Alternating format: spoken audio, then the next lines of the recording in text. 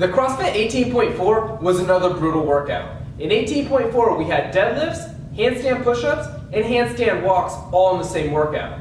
That means we worked hamstrings and glutes for the deadlift, and then also rhomboids, upper traps, serratus anterior, and triceps, all for the handstand pushups and the handstand walks. In this video we'll go over a couple different mobility exercises to help reduce muscle stiffness and muscle soreness after 18.4.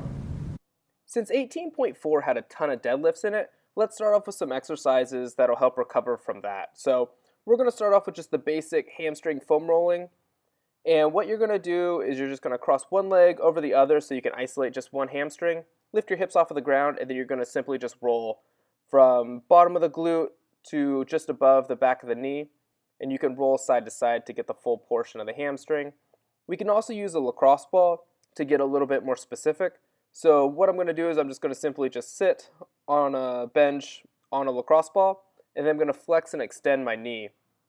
And I can go through the whole hamstring, so I'm working top, middle, lower, anywhere that you kind of feel a little bit of soreness and tenderness. And we can also focus in on either the biceps femoris, which is on the outside of the hamstring, or the semimembranosus and tendinosus, which are on the inside. So you just kind of want to explore the full hamstring and just see where you're experiencing a little bit more tightness.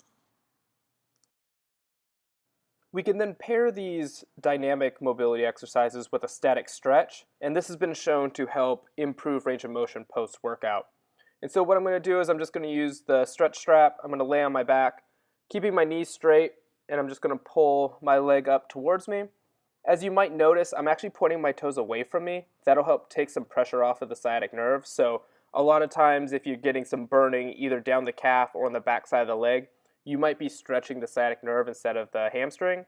And so pointing your toe away from you will help take some of that pressure off. And then I'm just going in a couple different planes. So I'm bringing my leg in and then pulling up and then bringing my leg out. So that way I'm kind of focusing on all sides of the hamstring. Next we'll focus in on the glute, which is the other primary mover in the deadlift. And so what I'm going to do is I'm just going to sit on the ground with the lacrosse ball underneath my glute. As you can see, I'm rotated a little bit to the side. I feel like that kind of gets a little bit more of the glute. And then I'm going to just slowly flex and extend my leg up towards me, and that'll help just mobilize the glute in a couple different positions. If you're really sore after 18.4, I actually really like to do that same glute mobilization up against the wall. It takes some of the pressure off, but I feel like it gets a little bit more range of motion, which is important for recovery. And so I'm just going to repeat the same thing that I did while I was on the floor. This time I'm just leaning up against a wall at a little bit of an angle, and then I'm just going to bring my leg up towards me. I can also move my leg in a couple different positions. So this way you can see I'm kind of bringing my heel up towards me. That gets a little bit more of the glute med, which is on the top portion of the glute. And then I can also do some leg swings as well, just mobilizing in a couple different positions. And again, we'll pair up all the dynamic movements with a static stretch. So we're just going to do a figure 4 stretch here for the glutes.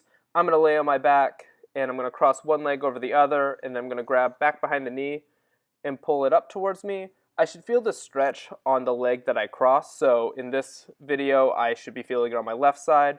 We'll repeat on the other side just so you can see from a different angle.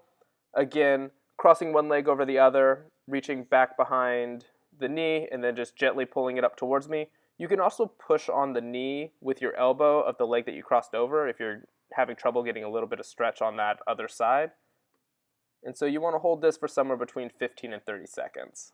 Next we'll do a mobilization for the upper traps and levator scap. Those were both heavily used during the handstand push-ups and the handstand walks. So I'm just going to place the ball back behind my collarbone, and then I'm going to lunge into the wall, pinning the ball between my shoulder and the wall, and then I'll just slowly roll up and down. We can also do a variation of this so we can focus in on a couple of the different muscles. So for this one, I'm just bringing my ear down towards my shoulder.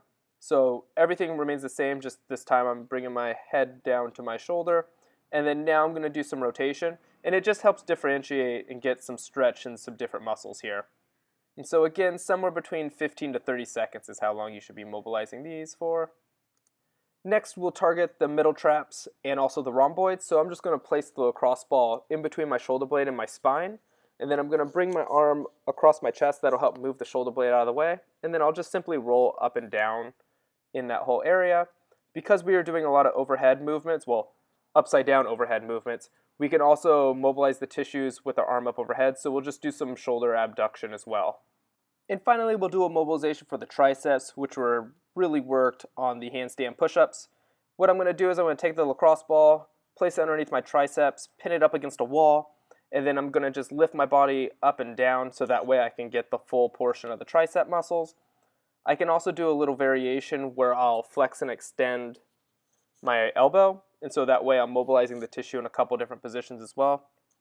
You can also rotate just a little bit the arm, so that way you're getting kind of all portions, the inside and the outside portions of the triceps as well.